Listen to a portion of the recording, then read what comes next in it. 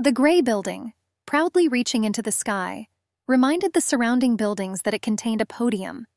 It was undoubtedly one of the best fashion magazines, but not the best in the country. Meanwhile, John Yu, an editor there who had just moved into her dream apartment, walked into the hall of the house. Standing in front of the elevator doors, she thought that she had taken out a huge mortgage and it would not be easy to pay for it. But dreams must come true, and the pretty brown-haired girl did not regret anything, but on the contrary, was in high spirits. The elevator arrived and opened its doors, inviting us to enter. But the elderly woman inside, who noticed the stranger with an experienced eye, hurried to greet her, and letting the old woman pass ahead. Having learned where the girl would live, she gladly shared gossip. As it turned out, the editor was to live next to a male couple, and this was important news for the old lady. A little surprised, the beautiful brown-haired woman stopped, and the woman, being on the crest of information, has already told that the guys are beautiful, but the girl may not dream about them. After all, men are in relationships. The woman added that according to rumors, they have an adopted child. But overall, the lady was glad that such a beautiful lady would live in their house. John Yu didn't like the way the old lady spoke about guys. After all, they lived in the modern world. But she didn't prove anything, respecting her old age. The brown door at the end of the corridor was cordially waiting for its owner, and she, with a box in her hands, was already approaching her. Entering her new apartment, Jian glanced curiously at her neighbors. Curiosity was bursting. All she thought about was visiting them with rice cakes. Tired of moving, in the chaos of things and boxes, the editor fell asleep, completely forgetting to activate the alarm clock. The girl could not even imagine what absurd things awaited her in the near future. A couple of hours later, opening her eyes and looking at her phone, the beauty realized that she was late for work. Cursing at herself and hastily calling a taxi, the brown-haired girl understood that she was unlikely to save the situation. A waiting orange car was ready to deliver her as soon as possible. After thanking the driver, the editor hurried to the meeting she had been waiting for a long time. But now she was late. The brown-haired girl forgot when she ran so fast. Crossing the corridors out of breath and sweating, Jian did everything to make it in time. After all, a new editor-in-chief of the magazine was waiting for her. Running into the office, she only thought that she was finished. After all, he was the one who worked as a director in the most famous French fashion magazine. His name was Hyunmin Shin. But in narrower circles, which the heroine had yet to visit, he was called David. Before she could catch her breath, she was already being scolded. The girl was ashamed, but the charges were completely justified. Sitting down with the sunbae, she sincerely apologized, trying to calm down and cool down. And her colleague, looking at her reproachfully, did not understand how she had even come. Looking around, the editor did not see the guest, but he was already there and even knew that John was delayed. Looking at her upset colleague, the editor did not understand the reason. But as it turned out later, the lady did not have the opportunity to introduce herself to the new leader, and yet she so wanted to curry favor. Sunbae, who clearly didn't like the brown-haired girl's appearance, was already searching for words. She couldn't understand how the brown-haired woman who was supposed to be introduced to the director looked like that. And the editor, sitting in an office chair, could hardly catch her breath. And yes, her appearance was completely inappropriate for the event. Jian admitted this, although it was too late. She made excuses again, and the serious lady reproachfully noted that she looked as if she had been kicked out of the house. The cute brown-haired girl, upset and scratching her head with her hand, told her that she had not yet gotten used to it. Sitting down at her desk and turning on the computer, John could not concentrate. Is it really that bad? The editor thought. She jumped up when a man came in and invited the team to the conference room. Swallowing the letters, she answered that she understood him. It was impossible to imagine a stupider situation, but it happened. A minute later, hugging the notebook, she was already riding in the elevator. The surrounding people whispered quietly, and John secretly examined the new boss. His beautiful coldness was visible to the naked eye. Suddenly it dawned on her.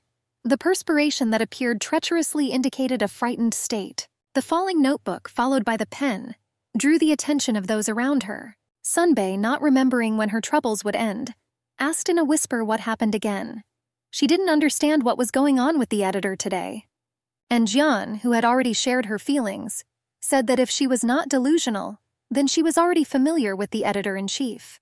After all, it was this man who saved her from a pickpocket in Paris. But this was not the main thing, but other circumstances under which the brown-haired girl met him. He was unique. It's not for nothing that it was called the City of Light and Love. Walking along the Champ de Mars, she admired the Eiffel Tower, the aromas of pastry shops and the Seine embankment, sung by great people. Paris captivated her. Jian wanted to remember and capture pleasant moments. Numerous tourists, endlessly flickering nightlights, and a pleasant breeze plunged me into euphoria. Taking her phone out of her pocket, she marveled at how, having flown here on a whim, she was lucky enough to see beautiful scenery. The smile never left her face, and her phone quickly took pictures of her emotions. And the swindler who went hunting has already seen his victim. A keen tourist, just what he needed. Without hesitation, the pickpocket hurried to open her backpack. The treacherous lightning smoothly and silently gave opportunities to the criminal. But the editor, absorbed in the spectacle, completely did not notice what was happening. At that moment, like thousands of people visiting Paris, she was enchanted and cruelly deceived. And the green wallet has already passed into the possession of another person. But not for long. After all, a young man walking by grabbed the criminal's hand and held it firmly and securely. Not understanding the fuss behind her, the brown-haired girl looked around. The men standing behind opposite each other froze in an ambiguous pose, and in the hand of one of them were her wallet and passport. The brunette, angrily looking at the criminal, demanded that the stolen things be returned to the girl. The young man squeezed the pickpocket's hand so hard that he could not resist, and the green passport and small leather wallet were already flying onto the terrace board under John's feet. Bending down, a guy in a blue shirt and short blue trousers picked up the accessories, handing them to the hostess. And the editor, speechless, could not take her eyes off him. He couldn't leave just like that without lectures. Speaking of which, I have never seen such a carefree Korean tourist. The brunette tried to understand whether she was ignorant or naive, or just stupid. If she had been more attentive, the guy said, she would have noticed long ago that tourists were carrying bags in front of them. And paranoid people generally hide everything in their underwear, the handsome man added. It seemed to her that a mysterious stranger had come down to her with documents in his hands. Continuing to fantasize, she suggested that it was an actor or a model. Interrupting her speculation, the man held out what belonged to her. Judging by her confused look, he was wondering if she even understood what happened or not. After looking at the girl with a long and appraising gaze, the man returned the documents to her. And for a minute the editor thought she was going crazy. The trail of men's cologne, mixed with emotions and impressions trying to move away from her, did not give rest. Hanging on the hook of feelings, the girl thought. Looking at the back of the man leaving, John was already shouting to wait a little. She didn't yet know what she would say to him. She just needed to stall him. The first thing she decided to find out was whether her savior was Korean, because he was fluent in the language. And she was also interested in how he found out what country she came from. But the young man, shaking his head, understood that she was not naive, but stupid. After all, he examined the passport, which had been in his hands for some time. The brown-haired woman didn't know what else to ask, but she didn't want to part with him, and the man, looking at her carefully, recommended that she be more attentive to her surroundings. After all, life, he delicately noted, is not a game on a hill. The handsome man turned around and left. Harmoniously fitting into the evening Parisian landscape, the man disappeared into the crowd, leaving Jian against the backdrop of the starry sky of Paris. Indecent thoughts and sensations overpowering her brain, forcing her to act. Realizing that she would act rashly again, Jian was already in a hurry to follow him. Damn emotions, as always, gave me no rest. Her touch surprised him but did not repulse him. Taking the man's hand, Jian felt the warmth of his body, but the guy was not at all ready to see her again, because such girls usually did not attract his attention.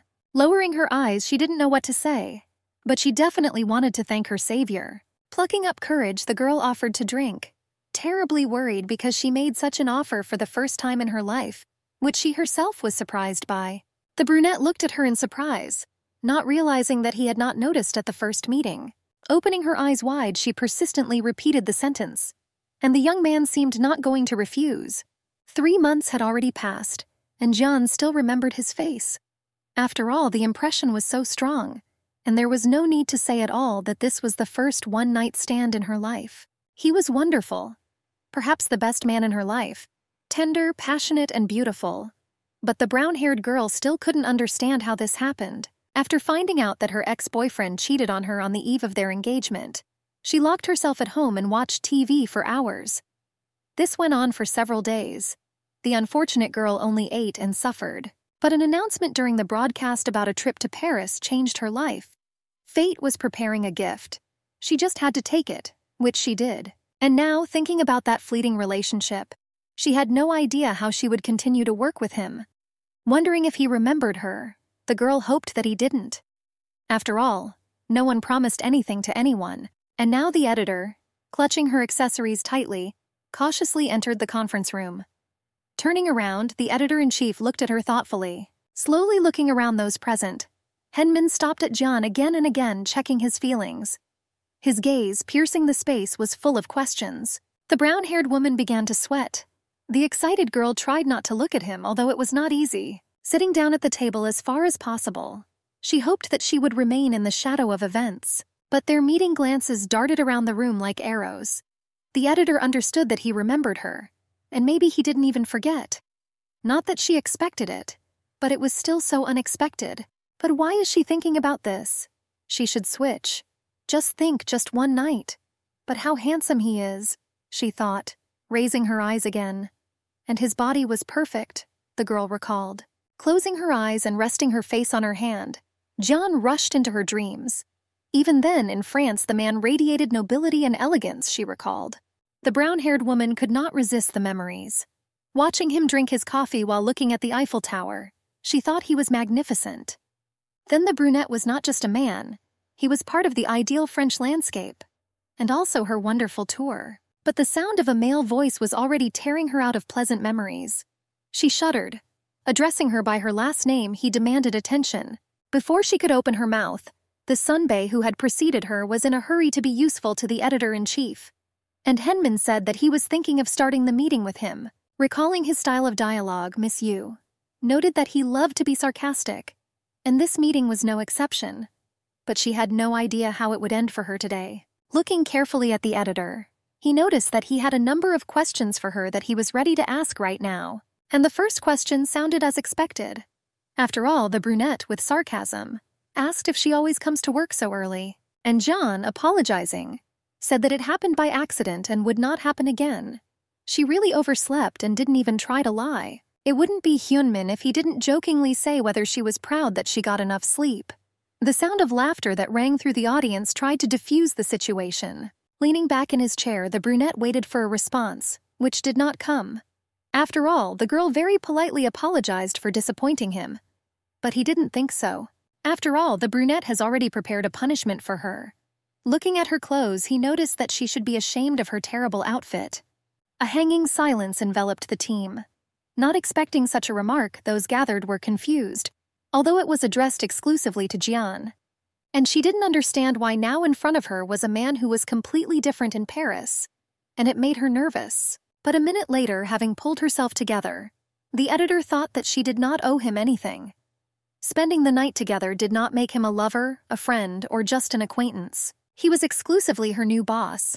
In addition, the brown-haired woman believed that he barely remembered John. But she was wrong, and she would soon realize it. The man again hurried with a question that was, to say the least, strange. And he was interested in where her phone was, to which the girl calmly replied that it was in her pocket. In an icy voice, the brunette asked to get it. Squinting his eyes, he looked like an animal that was preparing to jump.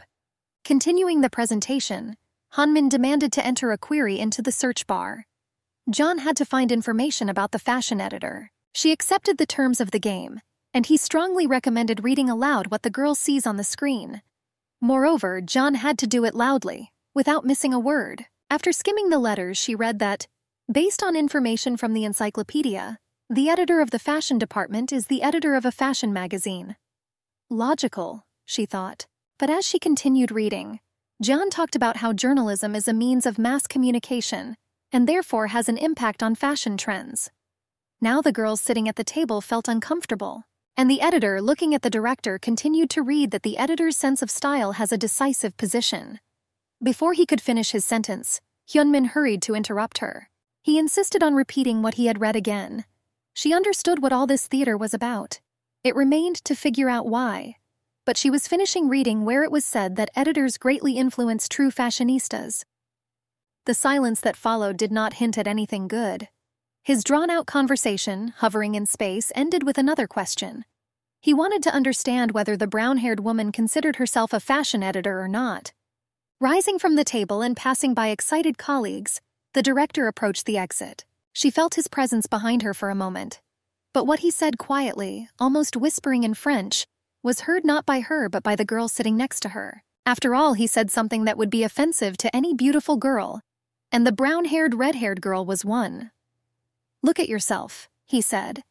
And in his performance it sounded cruel, and the editor, looking at her colleague's reaction, asked to repeat what the editor-in-chief said. But the girl couldn't bring herself to reproduce such a message. But Jian was not the kind of girl who stopped halfway. And the frightened neighbor, trying to shield the boss, hastened to say that this was not an insult. The beauty sat so confused that Jian, lost in conjecture, attacked the girl with questions. Colleagues involved in the conversation clung to each other with curiosity, awaiting the outcome. And the neighbor said that she was ashamed to voice such a thing. But in Korean, it meant "look at yourself." Opening her eyes wide, John repeated the expression. The girl froze at the boss's tactlessness, but a few minutes later the elevator was already lowering her, confused and upset, from the 83rd floor to the parking lot. Not noticing anyone, the editor tried to disappear into the crowd of people. Sighing, the brown-haired girl thought about how this could happen to her. Having met a lover for one night, in his person she acquires a boss. Crossing the underground parking lot, she was angry both at the man and at herself. She thought that this kind of thing only happened in dramas. Realizing that she was to blame for the current situation, she wanted only one thing: to get home as soon as possible. When suddenly a strong hand, stopping her in her tracks, forced her to slow down. Turning sharply, John was ready to fight back. But the one she least wanted to see now was standing in front of her. His gaze was hard and angry. The editor understood that the conversation would not be pleasant. Apparently, having not said everything at the meeting, Hyunmin tried to do it now. The brown-haired woman saw his internal struggle, even if he tried to hide it. But having addressed her formally, which was completely inappropriate in the parking lot, the editor-in-chief hurried to begin the interrogation. But realizing that he still needed Jian, she noticed that he was lowering his eyes. But the girl was ready to listen to him. The question that came from his lips shocked the editor. She didn't even understand what he was talking about. But judging by the look, it was not a joke. After asking again, she tried to understand the question. Approaching almost right next to her, he again asked about how the girl felt when she was eating him. What were her feelings? The brunette wondered. Perhaps Jian was stupid in some questions, but this was the first time she was asked such a question. And probably only this man could come up with such a thing. With his hands in his pockets, Hyunmin insisted that the brown-haired woman answer him, but she only muttered in response, asking short questions. The brunette came so close that she had to step back and put her hands forward. The man asked again what it was like to taste someone and throw it away. While defending herself, she did not understand when she did this, and suddenly the expression on his face changed. In a quiet voice, similar to the one she heard in Paris, he clarified that the conversation was about him. The beautiful brown-haired woman froze, not believing her ears, but already realizing that he recognized her. And Hyunmin was quick to boast of his photographic memory in response. She heard about it on social networks, the girl added, trying to keep the conversation going. But the editor-in-chief, realizing that he could boast, said that he had the ability to remember everything, like pictures. However, now the conversation was about how the man reminded him that Jian had left him. She thought about it. To leave someone, you need to at least date him. The beauty analyzed. Yes. When she woke up in the hotel room, Hyunmin was still sleeping, the girl recalled. She had to leave because of work, but that was not the only reason. She couldn't imagine looking into his eyes. Justifying herself, she reminded him that she had left a note. But for some reason now, Jian felt ashamed. With her head down, she apologized for not saying goodbye to him properly. The brunette spoke sarcastically about the note in which she wrote that she had a good night, and also that it was an unforgettable experience for which she thanked the man. Staring intently into her huge eyes, the man complained that he felt used. After all, the girl lost with him and threw him away. He finished. But this generally went beyond all limits. Shouting after the leaving brunette that everything was wrong and she didn't mean it, John realized that she had offended him, and he, as if having switched to a different wavelength was already calmly saying that he was not here for that. Hyunmin didn't want to talk about the past anymore. He was just pleased to see her again. All the editor could tell him was that it was nice to see you too, although it sounded doubtful. The main thing is that they found out, the brunette said at last. But Jian warned not to make mistakes in his presence. It was not for nothing that he became a director. His attitude to work is extremely serious, the man concluded. Leaning against the wall of the hall, Jian thought about how one night in the Parisian atmosphere, where everything seemed fleeting and easy, could affect her work and career. The approaching elevator loudly announced its arrival, and at that moment it seemed to her that she was stuck in the wall, unable to find the strength to tear herself away from it. The flood of memories brought her back to the cafe, where a handsome man sat opposite her at the table, offering to choose a drink. And the girl asked him to recommend the one he liked.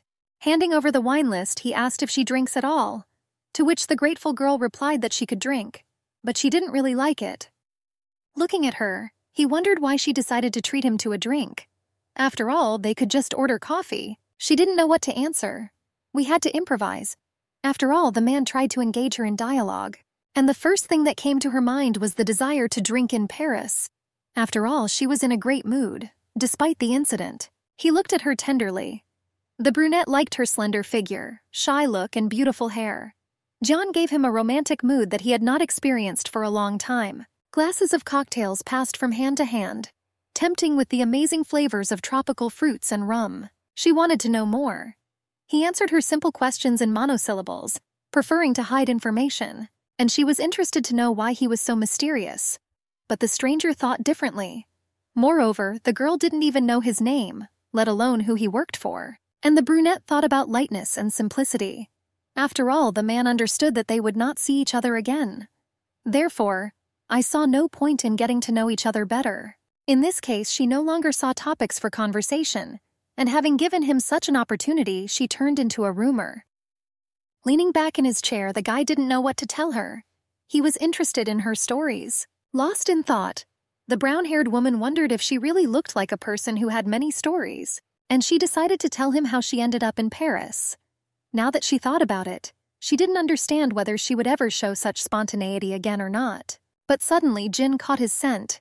Captivating and tart, he captured her imagination, raising emotions and feelings to the surface. She knew that her body was responding to him. Moving closer to him and resting her face in her hands, Jian wondered what perfume the beautiful stranger wore. Stretching out her hands to him, she expected him to at least tell her its name. But it was no secret. It was Endymion of Penslinon. She knew the brand. After all, perfume was in first place among the top scents that girls liked according to the fashion magazine. The thought, which made her smile slightly, seemed to find an explanation for his behavior. Smiling, Jian suggested that he was a womanizer. The brunette, not wanting to comment on anything, felt that he was falling under her scent, and in her gestures and glances, everything said that she did not mind being in the arms of a beautiful stranger. But that was 3 months ago, and now the magazine editor was standing at the door of the elevator that had arrived, and thinking about how she would continue to work with the brunette. Pressing the button in the elevator, she didn't understand why she remembered all this now. But at that moment, an unfamiliar voice, which asked to hold the door, was already cutting through the space. Startled, she shifted gears and pressed the stop button. And a young man was approaching the elevator with a box in his hands, with a little girl in a blue dress. Entering the elevator and standing opposite Jian, the man asked the little girl to thank the lady for hearing his request. A fair-haired girl with 2 cute ponytails was in a hurry to fulfill his request. The huge eyes of Sulia, that was the name of the little beauty, looked at Jian with curiosity. Leaning towards the child, the brown-haired woman, surprised at the girl's cuteness, said that she was wearing a beautiful blue dress. Lifting her skirt, the little girl proudly replied that her dad bought it. Looking enthusiastically at the beautiful creature, Jian noticed that she was lucky to have her father. But what she saw a second later, turning her gaze to the man, struck her. The family seemed to have excellent heredity, she noted. His hair, the color of ripe wheat, fell softly on his forehead, and his cognac-colored eyes shimmered with warm sparks. Every feature of the appearance was thought out to the smallest detail. But something haunted Jian. Realizing that the girl was about 5 years old, she wondered if her father was too young. But a man could marry early, the editor reasoned. But Jian's curious mind was already analyzing the information she received from the elderly lady in the elevator. After hesitating, the brown-haired girl realized that she had not pressed the elevator button, and apologized about it. But the man's pleasant baritone clarified that it had already been pressed. Looking at the button, she hurried to ask a question. Having apologized, John asked if they lived in apartment 1003. The handsome man was surprised by the question of an unfamiliar girl, but confirmed her guesses. Cursing herself for her curiosity, she again asked a question, tactless but apparently important to her. Were they a gay couple? The girl asked and fell silent. The fair-haired handsome man, sweating from surprise, did not know how to correctly answer the impudent man. After all, she, crossing personal boundaries, climbed into someone else's life, and then the little girl, who apparently was not privy to her parents' secrets, asked her father when her dad would come. Jian, who was watching everything, noted that the girl really has two fathers, which is very funny. The young man turned sharply, looking contemptuously at the brown-haired woman, and she, putting her hands in front of her, tried to justify herself. After all, she was not a homophobe, the beauty argued. Plus, Jian noted, they looked so cool that she would support them. But the young man, not understanding what she was talking about, hurried to hide behind the walls of his apartment. The man was confused. Remembering the brown-haired woman, he did not understand who in this house was spreading rumors about them. But the phone ringing in his pocket, distracting the guy from his annoying neighbors, switched him to a family conversation. Changing the tone of his voice, he greeted his friend by name. He was glad that Hyunmin would soon return home and wanted to share the news of his new acquaintance with him. A woman wearing a burgundy raincoat and a smile on her face entering the office was clearly glad to be back at work. Seeing her subordinates, she joyfully greeted them, calling them bastards, abandoned to their fate. And those, like children, seeing the lady, rejoiced at her return. After all, the deputy editor-in-chief supported them in all their endeavors. Taking a quick glance at the sunbae, who was giggling softly, the woman who entered demanded news. But Jian, who was sitting next to her, was in a hurry to announce the news. As it turned out, these were the consequences of the first planning meeting with the cold-blooded editor-in-chief. After all, he made everyone nervous. Without hearing the last phrase and having learned about the new director, she headed towards his office, wondering if he was there or not. Knocking on the door, the lady was in a hurry to see the man about whom she had heard and read so much. And Hyunmin, who was looking through a fashion magazine at that moment, was thinking about how to improve the content and photos. Hearing a knock and allowing himself to enter, he saw a middle-aged woman. The lady, surprised by the man's appearance, looked at him bewitchingly. She noted that he looked like a model. With the words of greeting, she extended her hand. His deputy introduced herself. The woman's name was Seol Mia. Hyunmin Shin was happy to greet her back. She chirped about how honored she was to work with him. After all, the woman hoped that she could learn a lot from him. But the editor-in-chief, showing modesty unusual for a man, replied that he was not yet at the level to learn from him. However, Seol, showering her boss with compliments, said that she would not fall for his tricks, and he responded by saying that the deputy editor was smart enough to understand what he was talking about. Approaching the table, the editor-in-chief again took the magazine in his hands. After spinning it for a couple of minutes and calling it worthless, Hyunmin was already in a hurry to throw it in the trash. And in a private residence on the top floor of the publishing house, a party was planned in honor of the appointment of the editor-in-chief. Sunbae and John, who had arrived a little earlier, looked at the apartment with curiosity. Outside the windows there was a stunning view of the city, but the Sunbae believed that it was not easy to live so high, contemplating the views from the window every day. And the editor, commenting on her remarks with a smile, noted that the delight would disappear over time and everything would get boring, as is the case everywhere else. Looking at the exquisitely set table, the woman hurried to ask the brown-haired woman a question about how rich the editor-in-chief is. After all, the brunette worked in France for many years. But John, who was rushing to the toilet, did not know the answer to her question, and she, in turn, asked the editor not to linger. She needed to write several messages. Deciding to do this immediately, the girl walked quickly, fingering the letters on the keyboard. Suddenly, a child jumped out from around the corner and ran into her. Taking her eyes off the phone, she was already observing a picture in which a nimble boy was lying on his back.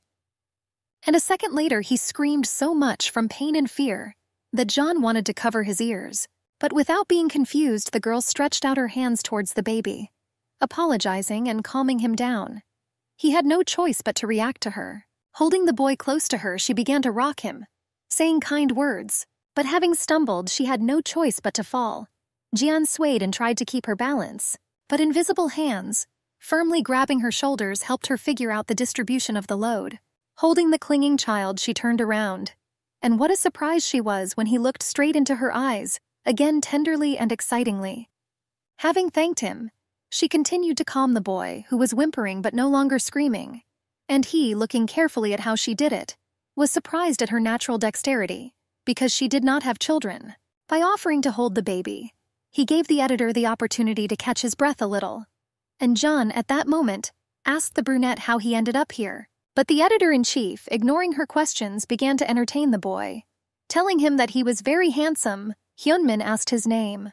Wiping his tears, the kid said that he was Yui. He kindly asked the boy about where it hurt, and the boy not only answered his questions but also showed him places. The editor, watching him from the side, was amazed at his ability to find a common language with children. She suspected that the man might have children. At that moment, the parents, who were already looking for their child, not understanding what was happening, approached the editor-in-chief. Handing over the child, he explained to them that the baby had hit himself, but there appeared to be no injuries. But the parents, knowing their restless boy, thanked the man for calming him down. The brown-haired woman, feeling guilty for the ridiculous story, began to get nervous. But turning around, Hyunmin was already moving along the corridor towards the apartment. John wandered sadly after him without any mood. Not understanding why, but she began to count. Confident that he would turn around and scold her, the girl was not mistaken. Without stopping, he said that he was sad that nothing had changed since the meeting in Paris. She understood what the man was talking about and agreed, continuing to follow him. The brown-haired woman regretted her mistake, but it had already happened, and nothing could be changed. Taking hold of the door handle, Hyunmin noticed that she was obliged to regret. After all, since yesterday the girl has been doing everything to disappoint him.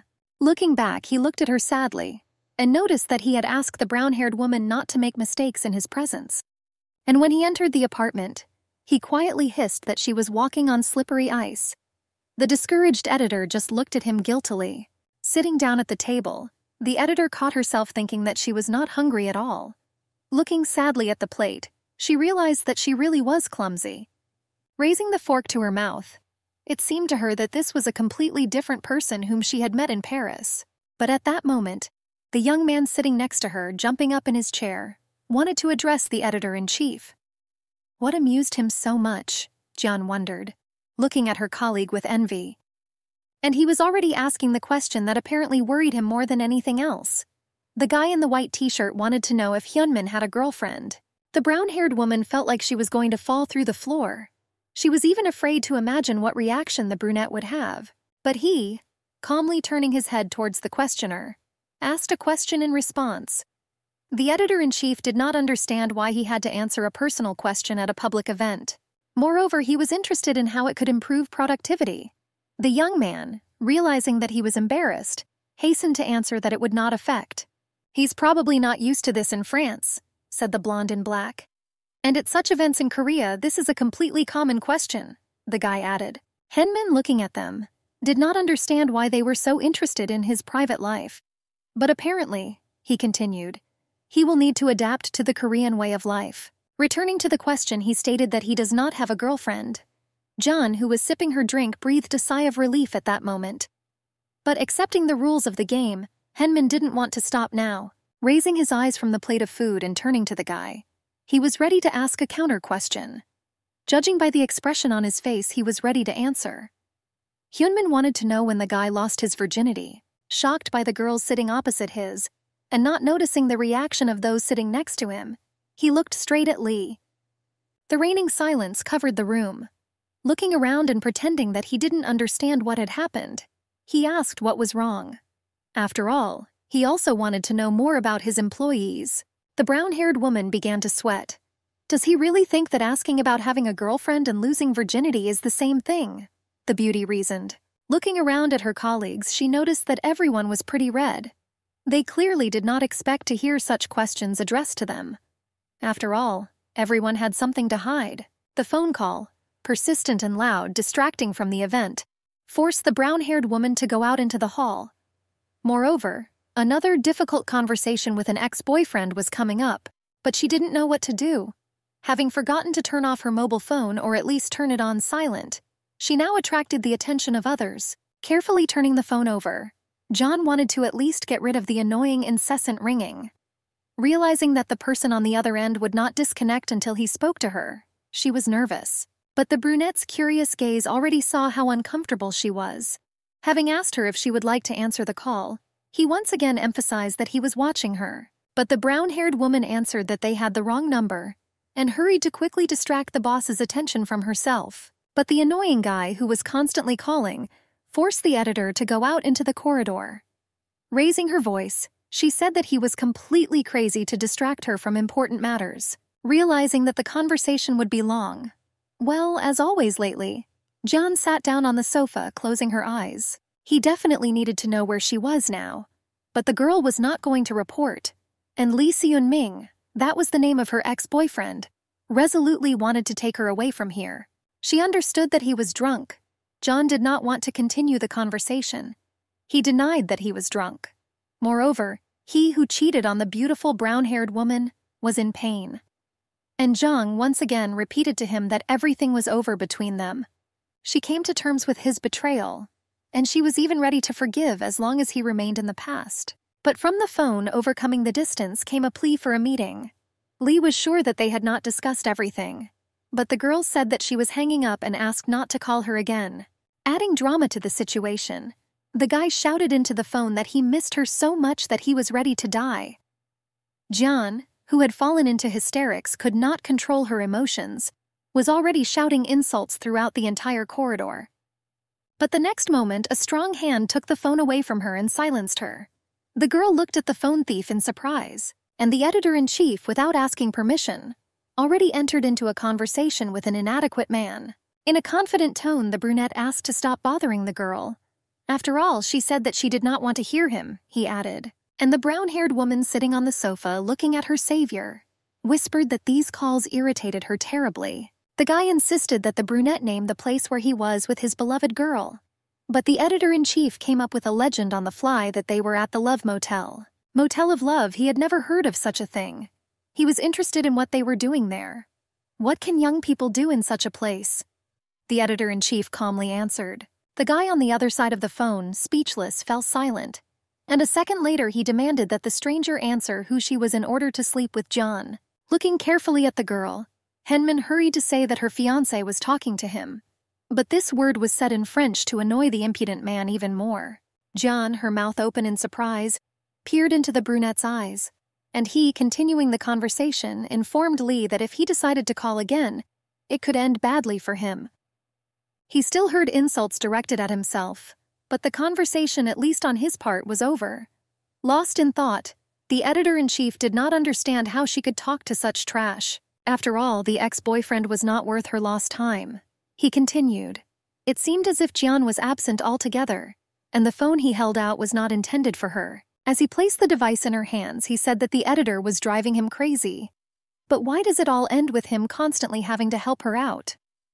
It's just some kind of karma, the man added. He turned around and left. In the light of the lamps, his perfect figure seemed even more attractive, and John, who looked after him in confusion, thought that the man was really right. After all, today he helped her out twice. Sitting down on the olive-green sofa, she looked thoughtfully at the phone, remembering his words about what was driving him crazy. She didn't understand what he meant by this. Frozen with tears in her eyes, she could not get out of this state. It seemed as if a broken record in the girl's head was pronouncing Henman's words. A wave of memories washed over her. He held out the same thing, but only her wallet and documents there in Paris, against the backdrop of the Eiffel Tower where John first met him. Leaving the cafe where he paid the bill like a true man, they talked for a long time on the sidewalk. When the guy quietly asked where her hotel was, she did not answer. Her childish naivety disarmed him. The girl didn't understand why he was interested in this, but the man only wanted to take her there. She chuckled and said that his manners were better than the brown-haired girl thought. He was hooked by her words about this. Henman came closer. His expensive shoes could not compete with her simple brown boots. but still, John allowed the thought that he might have bad manners. She apologizes, saying that she might be wrong, but he looks like a city slicker. The girl surprised him more and more and awakened his perception, but she also amused him at the same time. After all, the next minute the editor, asking for a pause to think, said that he was not a bore like the rich, but also did not look like a gangster. He didn't understand what was in her head, but it was sweet and relaxed. Hyunmin insisted that she say where she was staying. The brown-haired woman, flirting, answered, "What if she doesn't want to confess?" He saw through her, but playing along he still didn't understand why she resisted. Looking into the man's beautiful eyes, she said that he didn't even say his name, and for some reason the editor has to tell him where her hotel is in Paris. John believed that the man was behaving quite dishonestly with her, and he assured her that he knew how to leave people speechless. But the editor was in a hurry to offer a deal, his name in exchange for the name of the hotel. But the young man, pretending to be offended, said that he was not so curious, and he turned around and walked away, wanting John to enjoy the rest of the trip and having many good memories. Looking after him, she realized that she could not part so easily. After all, the guy was really cool, and he, with his hands in his pockets, disappeared among the people, leaving the curious girl in a thoughtful state. Jian, realizing that she was losing sight of him, shouted in the back that she agreed for the man to escort her. After all, her hotel, called Pullman Paris, was located very close, a 10-minute walk from this place. Of course he came back. The thin, emotional thread already connecting them drew them closer and closer. And if he didn't mind, then they could have a glass, the girl added. Before he could finish saying that this time the drink was really hers, he quickly and closely approached her. Seeing his eyes, the girl realized that she had drowned in them.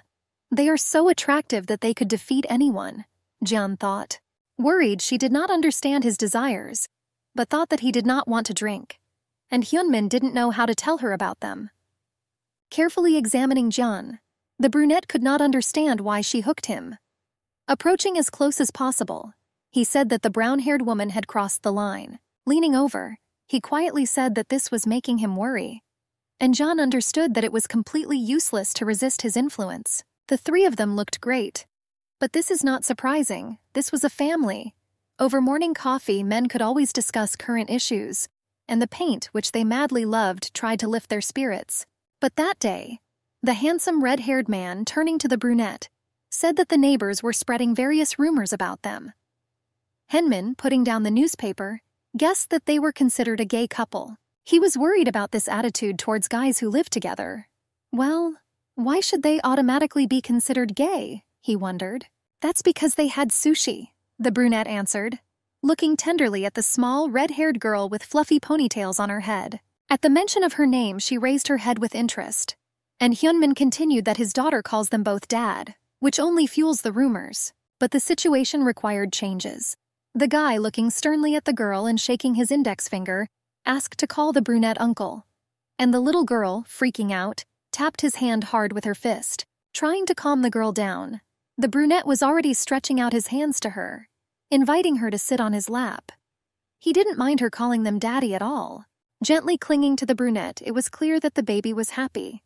She liked that she had two dads. Turning to the young man, the brunette asked what he would do. But the guy, putting his hand on the table, did not understand what Henmin was asking. Having carefully looked at the interlocutor, the editor-in-chief reminded in a calm tone that he was talking about gossip. Henmin just didn't want to adapt to the circumstances.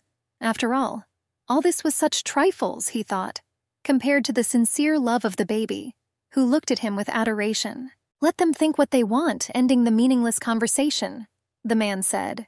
Now he just wanted to enjoy her company. Holding the notebook in front of her, Jian was clearly worried.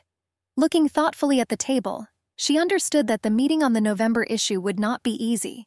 After all, it will be headed by a new editor-in-chief, and the brunette, looking around the team, hurried to start it, realizing that everyone was assembled. The editor-in-chief was excited, but tried to hide his emotions. He stood up, leaning his hands on the table. His whole appearance indicated that the man wanted to have a productive meeting.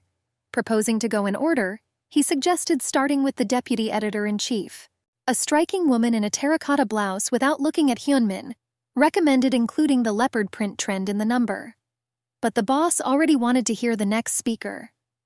The short-haired, brown-haired man spoke thoughtfully about what he would think about fur.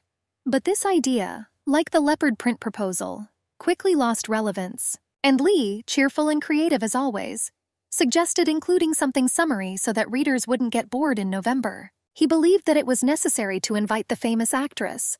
After all, she can pose for a magazine somewhere in Southeast Asia. At that moment, Hyunmin looked at him with a disappointed look. Since the options were rather dubious, and there was little time left, the brunette began to complain that his head was about to explode.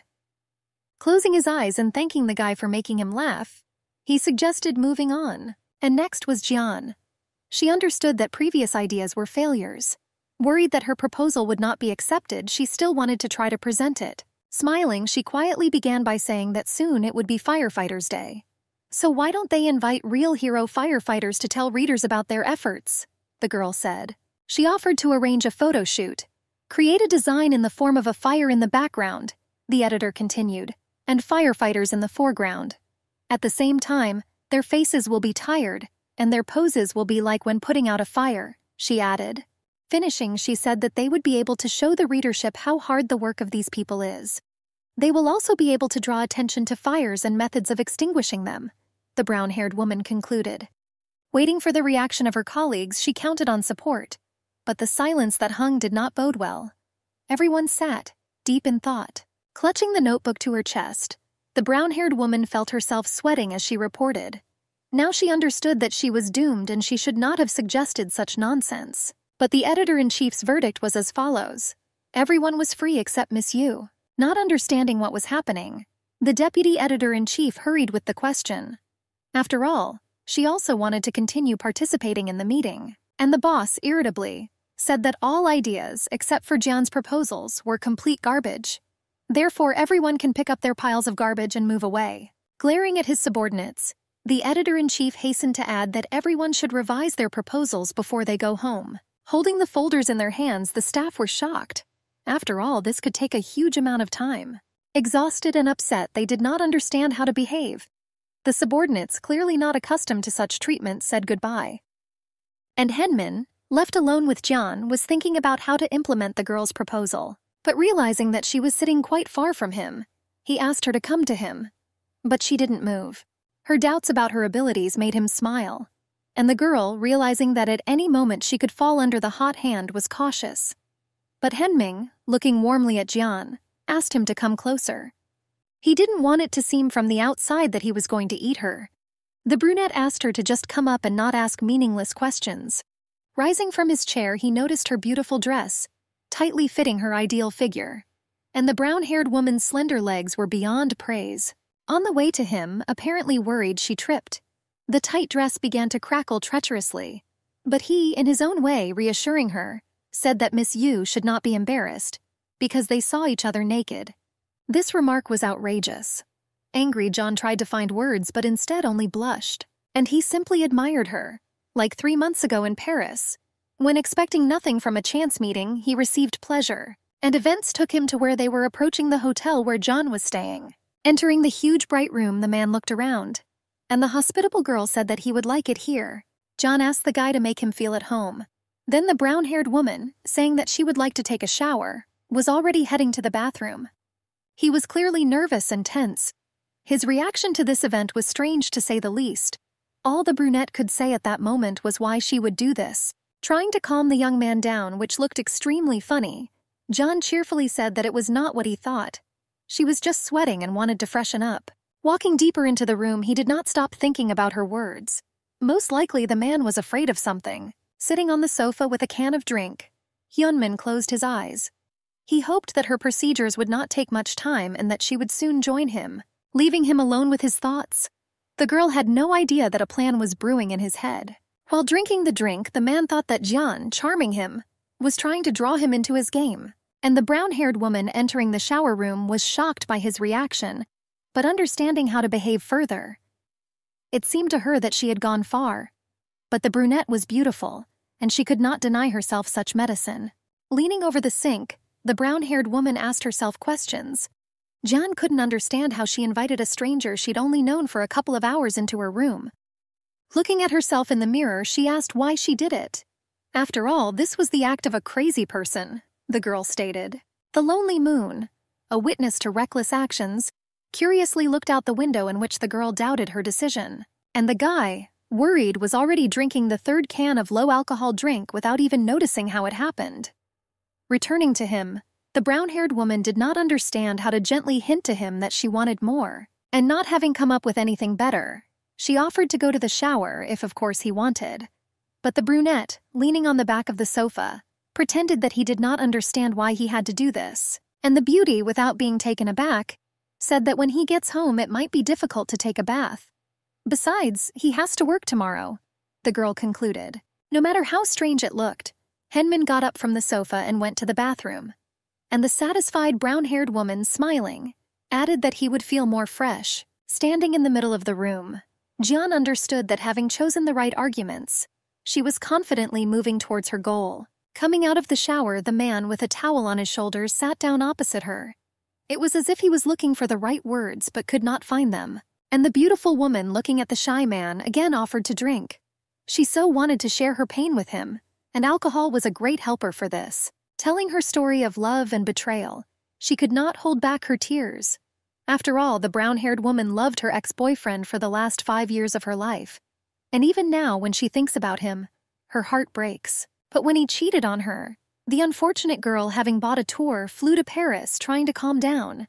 That's how she ended up here. She still couldn't believe that she was the only one who was full of love for her ex-boyfriend. But now she felt better, because the girl was able to tell about her pain to 2 interlocutors, a stranger and a moon peeping through the window. Hyunmin searched for the right words to calm her down. He understood that what had happened was terrible, and the brown-haired girl will definitely meet mutual love. But suddenly, in a fit of emotion, she moved closer to him. Carefully examining his face, she noted that he had alluring eyes, and he, batting his eyelashes, did not understand her interest. Reaching out her hand and gently touching his cheek, she felt the brunette shudder. He held his breath but did not remove his hand. Hyunmin looked at her in surprise, not hiding his confusion. But then, sighing quietly, he closed his eyes and, covered in sweat, said that the girl was drunk, and she indignantly reminded him to call her by name. To which the brunette, quickly reacting, already agreed and said that John Yu was drunk. Sitting on the bed, the editor was surprised that she had been doing and saying all sorts of things that were out of character for her since the moment they met. Her touch did not reduce the tension between them, but only added intrigue. At that moment, John felt comfortable with him, and therefore, no longer hiding her emotions, the beautiful brown-haired woman wanted him, and now she was talking about it. Hyunmin knew it was time to answer something that will reveal his desires, but embarrassment still held him back.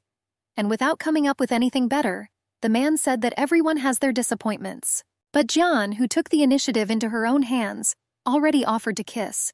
She blushed but was clearly bolder than the man. His eyes looked at her in surprise, and he did not immediately believe his ears. He looked at the girl. He expected her to change her mind or laugh.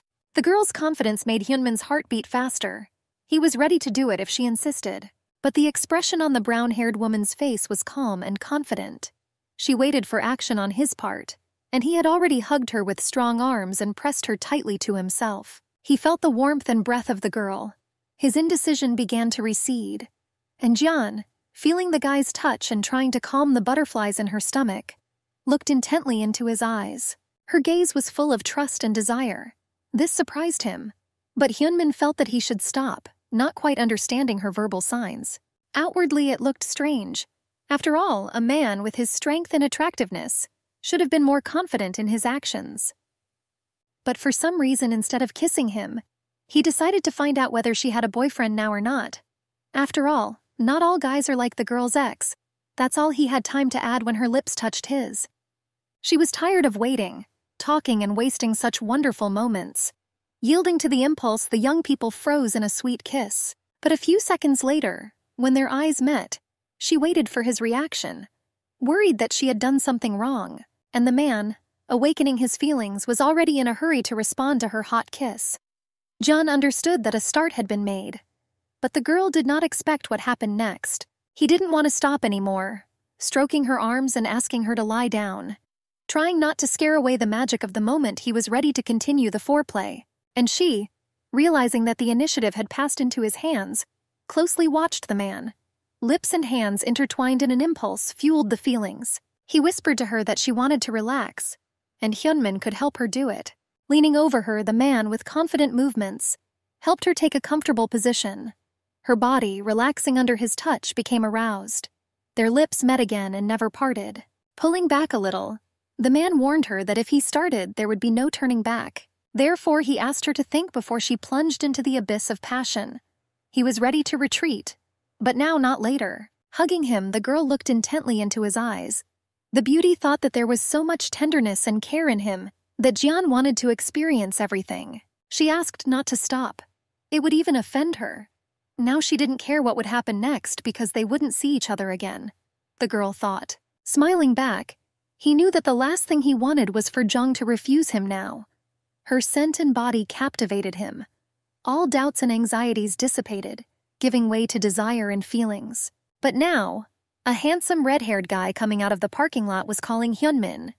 He informed him that Miss Lee was complaining that she had not seen her son for several weeks. The guy also reminded the brunette to pick up Suli on his way home from work. But when he reminded him about his mother again, the editor-in-chief became angry in response and asked not to remind him about this for the 5th time. And the guy indignantly told Hyunmin, who was driving at that moment, that he still wasn't listening to him. But the brunette was in no mood, and therefore did not want to continue the conversation. At the same time, the young man asked to buy milk and donuts. The editor-in-chief reluctantly agreed. But the next moment he was already shouting into the phone that he was not an errand boy. To which Suli's dad calmly replied that he would still go to the store for milk. The brown-haired woman, waiting for the elevator to arrive, only heard the remnants of the conversation out of the corner of her ear. After all, she was completely absorbed in the memories of the past meeting. The red-haired handsome man approached the girl exactly at the moment when the elevator announced its arrival. Noticing her lost appearance, the handsome man was interested in whether she was entering the cabin or not. Startled by his words and looking up from the wall of the entrance, she looked at the guy. After greeting the young man, she noticed that she almost fell asleep. And the guy, politely letting her go ahead, said that she needed to sleep at home. While talking in the elevator, the brown-haired woman noticed that they were finishing work at the same time. And the guy, scratching the back of his head, confirmed her assumptions. The question that came into her head, which she could not even clearly formulate, was rushing out. The brown-haired girl wanted to know the name of the red-haired guy's partner, and he pretended that he didn't understand what she was asking. But the curious Jian did not calm down. She hurried to clarify what Suli's dad meant. Raising her hand to her lips and continuing the interrogation, she still wanted to understand who this man was for the guy. But the red-haired handsome man clearly did not want to talk about it. She noticed that he was nervous, but her tactlessness continued to pave the way to the truth, breaking all boundaries. And he, having let go of the situation, allowed her to think about them as she wanted. Discussing this topic at dinner the day before, the young man, resting his head on his hand, told Hyunmin that he really didn't care what his neighbors thought about them, to which the editor-in-chief recommended that he simply not deny this fact, so that curious people would stop asking once they were convinced that they were right. He didn't understand why he had to do this, and the brunette saw no other way out, because explaining to everyone that they were not gay was stupid. But the red-haired guy said thoughtfully that it would look strange.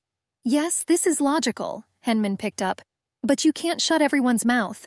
And the persistent girl in the elevator continued to fantasize about the status of the man with whom the red-haired handsome man lives. If it was not difficult for her, then the guy asked to call him a friend. Having received an intelligible answer, the girl accepted this version. But now she was wondering why she had never seen his friend. Apparently, he was a very busy man. The guy confirming her version. He also talked about being a doctor. Looking at the young man with wide-open eyes, she asked him about his profession.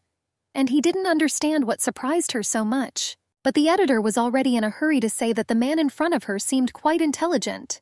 And he just smiled in response. Coming out of the elevator, the young people said goodbye. John wished the doctor well, and he, holding out a business card, introduced himself. He wanted the girl to remember that his name is Shin Hae-jun, and not Mr. 1003, he said, smiling. Looking at the clinic's business card, John was really convinced that he was a doctor. But the specialist did not yet know in what area, and Shin openly said that Blade specializes in liposuction. Looking mysteriously at the girl, he didn't understand whether she knew about this type of medicine or not. And also, the red-haired handsome man continued, he performs plastic surgery and fat transplantation.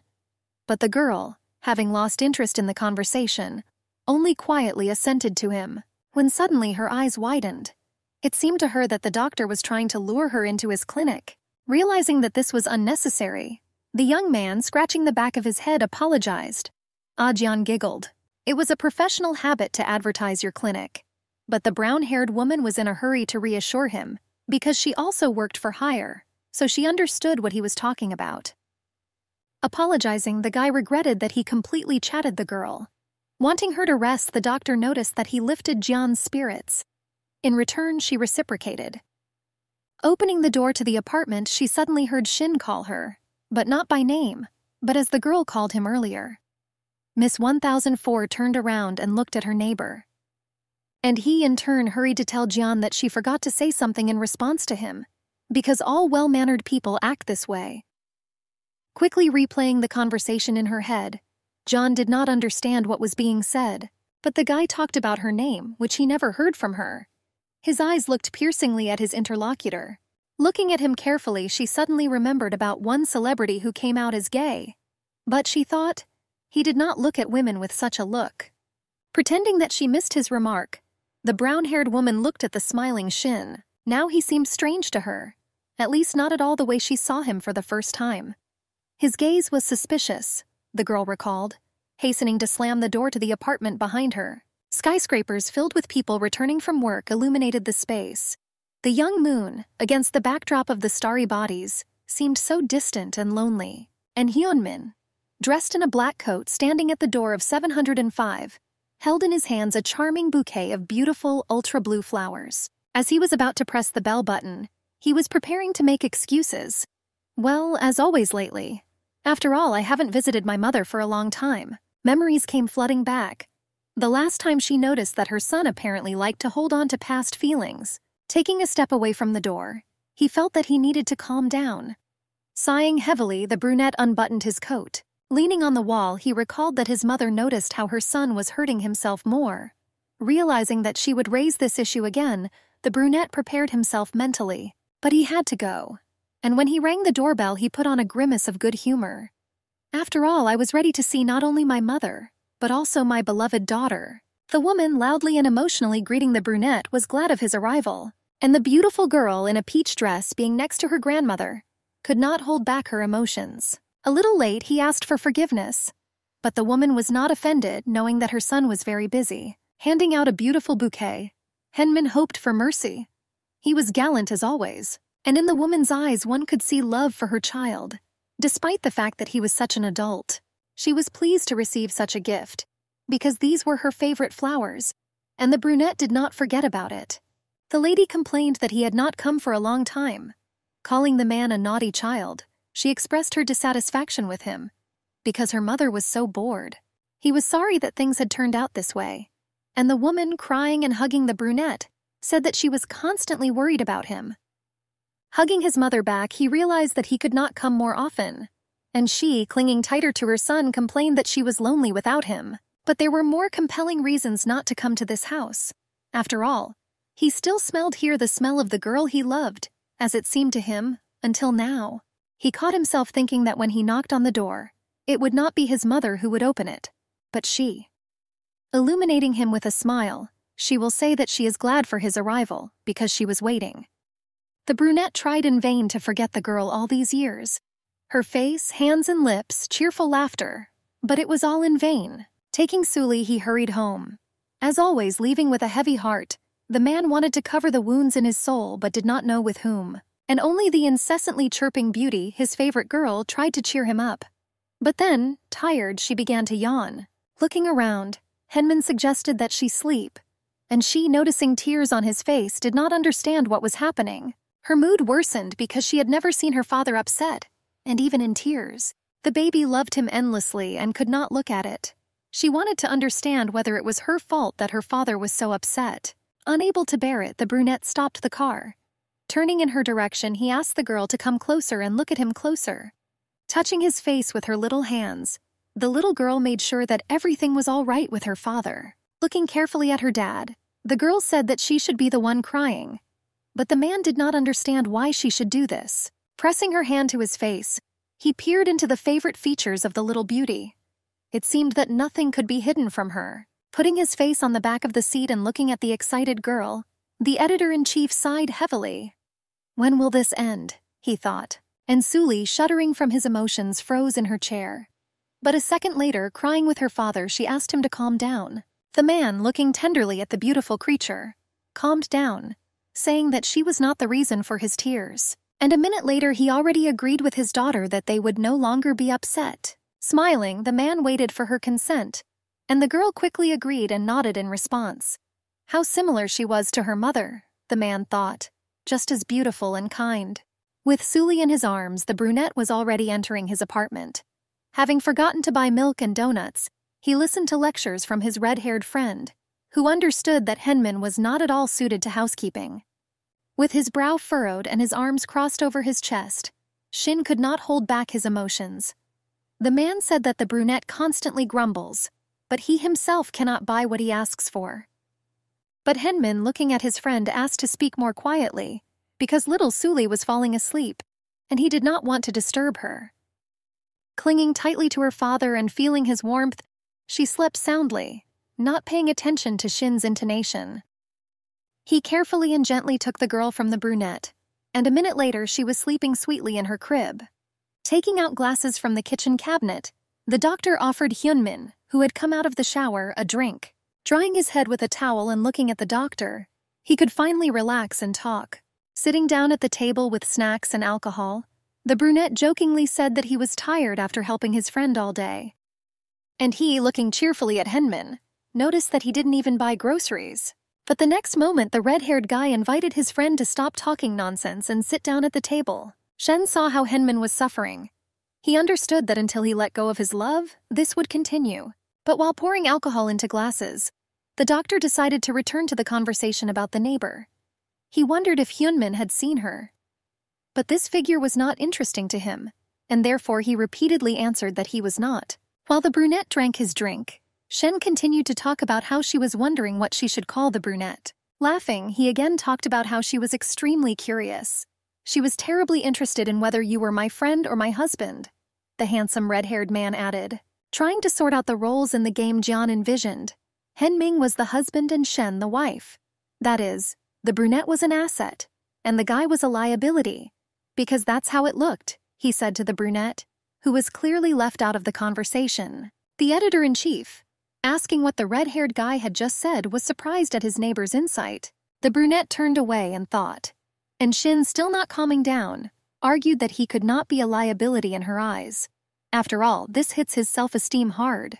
During this period of time, they were from different planets. Henmin, nostalgic for his first love, and Shen, paying attention to his nosy neighbor. The doctor understood that it was time to pull the sad brunette out of the abyss of memories. Henmin sat peering into the half-empty glass and thought that not a day went by without him thinking about her. But the girl had been gone for 3 years. He hoped that time would heal the wounds. But memories, vivid and vivid, again brought him back to the past. And now the doctor only told him that if he constantly mourned her, then she would not go to better places. And the girl deserved it, Shen reminded. And the doctor wanted her to be happy in the next world. But now the brunette, clenching his fist, was thinking about whether to tell his friend about Jian or not. Meanwhile, the creaking door quietly opened, offering to welcome a beautiful creature into the company of men. Rubbing her eyes, Suli cried. Not understanding what happened, the dads were already asking questions. But she just had a bad dream, the little girl said. The guys looking at the girl did not understand what she was talking about. And she, without stopping crying, ran to Shen, stretching out his hands to her. He invited her to sit on his lap, where she climbed with pleasure. He gently asked her to tell her what she dreamed. Did the monster really come out of the closet? The handsome red-haired guy suggested. Having calmed down and thought, the girl looked at one point, not wanting to say anything. And even Hanmin was wondering what the girl saw. After all, she was a great dreamer. She cried again, so bitterly and pitifully that the upset father wanted to quickly find out the true reason for the tears. Perhaps she had some pain, the doctor thought. But she suddenly started talking about how someone was crying and crying. Hanmin looked at the cutie carefully, understanding what she remembered. And the doctor, not knowing about this story, asked who was crying and whom she was calming. Stroking the girl's cheeks, Hyunmin said that Daddy didn't understand her correctly. After all, the brunette didn't cry, he said. Grasping the man's hand with her small hands, she tenderly looked into his eyes and asked that if he wanted, he could simply cry. He was surprised how the girl felt his inner state. So small but very attentive, the editor-in-chief was surprised. And she, without calming down, kept repeating that she tried to persuade him not to cry, covering his face with his hands and turning to her with the words that she would drive him crazy. The brunette completely unraveled. Looking sternly at the baby, he said that he was about to start crying for real. And the daughter, opening her eyes wide, did not understand why. "The reason is her," he answered, taking the baby by the tiny hand. "But she didn't do anything."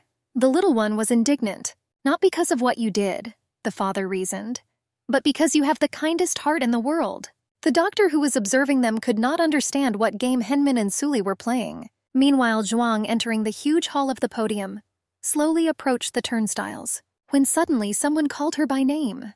Out of surprise, the girl stopped and looked back at such a familiar but already forgotten voice. But the one she saw not only surprised her, but even angered her.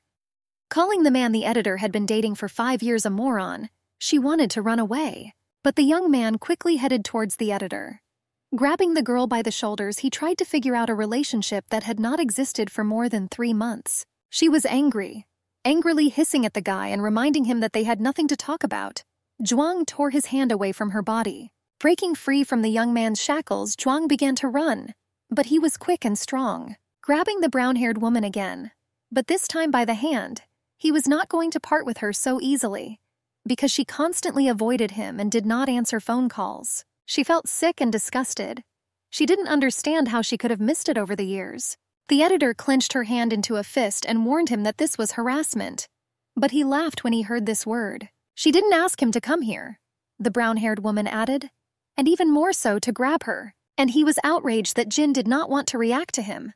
And this forced the guy to look for a meeting with her. It was beyond her strength. What kind of nonsense was he talking about, the girl thought.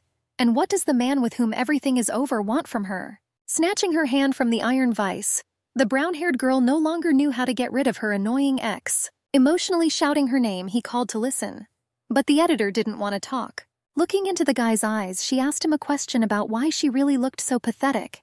Yes, she didn't ask or say anything when he cheated on her. She looked like a brown-haired woman. But did the man really think, she added, that after he did this to her, the girl would welcome him with open arms? Gradually calming down, she told herself that she should not lose her dignity in front of such a non-entity. Turning around, Zhuang left, advising him to leave the building before she informed the security. But he didn't seem to hear her. He grabbed her hand and held her tightly. Jin no longer knew what to do. But help came from where she least expected it. With the words that he warned the annoying guy, the editor-in-chief was already freeing the girl's hand from the rough embrace. Without letting go of the guy's hand, Hyunmin reminded him to think before he calls his fiancée next time. And his opponent, groaning, asked him to let go of his hand. Looking tenderly at the editor, the brunette saw her reaction. It seemed to him that his feelings were reflected in the girl's eyes. Winking at the brown-haired girl and involving her in the game he had invented, he knew how to end the conflict. And Jian, trusting him, observed how skillfully and professionally he knew how to unleash conflicts. Looking menacingly at her former lover, the editor-in-chief threatened to break his hand. And the guy, trying to finally find out everything, hurried to turn to Jian. He didn't understand how she got a fiancé in 3 months. And the brown-haired woman, pointing her finger at him, accused the man that even though they had been together for 5 years, he still cheated on her. Therefore, the time period has nothing to do with it. But Hyunmin tried to stop these useless dialogues. Taking John by the hand, he was about to leave. In parting, looking at the upset guy with a malicious smile, the editor-in-chief thanked him for helping him a lot. If it weren't for him, Hyunmin would never have met Jian. Calling the brown-haired girl affectionate words, he looked tenderly at the blushing beauty. Continuing to talk with the editor, he did not advise continuing mutual communication with the young man. After all, from the outside one might think that they are somehow connected, and in order to finally finish off the self-confident, impudent man, Hyunmin said that he was not even a man for him, to which the offended guy began to threaten. But the editor-in-chief only looked at him contemptuously, holding John tightly to him. He reasoned that he could not stand frivolous people. After all, the girl didn't think that she came to work solely for fun. He had to go, and realizing that he was wasting his time, he reminded him that he was not being paid for this. And communicating with cretins is only more expensive for yourself, he added, leaving the guy in painful guesses. But looking back, he wanted to humiliate his opponent even more. Noticing that he dealt only with normal people, and not with pathetic freaks, he left, turning to face the excited John, the editor-in-chief, acting out a drama with elements of love, admired her. But this did not last long, since the ex-boyfriend did not agree with this turn of events. By sharply grabbing Hanmin by the shoulder, he made it clear that he had not said everything. And the frightened brown-haired woman, realizing that she had involved the man in a terrible story, felt guilty. But the brunette, removing the boar's hand, said that he should not spoil his reputation or he would regret it. But realizing that the latter's reaction was still inadequate, the editor-in-chief decided to once again explain, as he put it, for the stupid. The editor-in-chief approached the guy. Leaning sharply towards his ear, he quietly hissed in letters for him to disappear. After which, taking the girl by the hand, he headed to the elevator. And she, looking back, saw off her treacherous love into oblivion. She remembered their crossed arms in Paris, but now she wanted to break free, and Hanmin asked not to break free, but rather to hold on tightly to him. The editor-in-chief had no doubt that the offended guy was looking after them. Entering the elevator, Jian sighed heavily.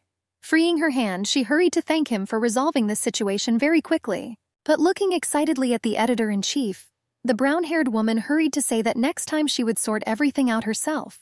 And the brunette, in a playful voice, said that he did not do it for her sake. The brunette just wanted to drink for free. She looked at him in surprise. But the brunette repeated that he wanted her to invite him for a drink. Leaning towards her face, he quietly and seductively asked why she was refusing or pretending. After all, then in Paris, John invited a man completely unfamiliar to her for a drink. And then she ran away, he reminded with annoyance. And the editor, blushing and covering her eyes, did not understand why he was reminding her about this again. She didn't like this conversation. The girl wanted to get out of the elevator as quickly as possible, repeating again that she didn't run away and asked to end there. But Hyunmin was persistent. Unlike that night, he himself wanted to choose the place where they could drink, and she didn't care at all. Then the editor-in-chief suggested meeting after work at a gay bar nearby. Opening her eyes wide, the girl froze. But why such a choice? She asked. But it looks like he had an answer for everything. As it turned out, this was one of those places where he could do whatever he wanted, he answered cheerfully, not understanding what he was talking about. The editor, wrapping her arms around herself, hurried to ask a question. Jian did not understand what the editor-in-chief was going to do with her, but he was already calming her down. He simply explained that in a gay bar, a man can allow himself to cry and generally do whatever his heart desires. At that moment, the brown-haired girl was already starting to be afraid of him. Looking at the man in confusion, she did not understand what was happening. Why was he going to cry, and she had to be a witness to this event? Yes, it looked strange. A strong and smart man, and at the same time vulnerable and sentimental, the brunette thought.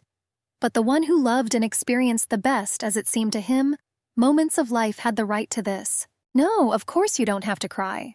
He just liked to be invisible, the editor-in-chief stated. The idea of spending time in such a place did not please the brown-haired woman. He communicated that in this place he could be himself. Realizing that she could not avoid the invitation, she agreed, already perceiving this as some kind of experience. Saying goodbye until the evening, Hyunmin reminded her of the meeting at 8:30, but after thinking, he changed the time to 8 hours.